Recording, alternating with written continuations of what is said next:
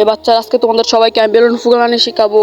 তার জন্য সুন্দরভাবে বেলুনটি এভাবে দই নিবে, দই নেওয়ার পর তুমি নাও একটি বেলুন, তারপর তুমি নাও একটি বেলুন, আচ্ছা আচ্ছা আরো বেলুন দিতাছি, তারপর তুমি নাও একটি বেলুন, তার লাস্টের পরে তুমি নাও একটি বেলুন। যদি বেলুন ফেটে যায় তোমাদের সবাইকে অনেক শাস্তি দেওয়া হবে। হিয়া, আচ্ছা শাস্তি দেওয়া হবে, তা আমি সাকিবের বেলুনটি ফুটিয়ে দিব। কি রে, আমার বেলুন কে ফুটিয়েছি? কি রে সাকিব, তোর তো আবার সাহস, তুই বেলুন ফুটিয়ে দিছিস, যে আজকে তোর অনেক শাস্তি দেব। ইহা,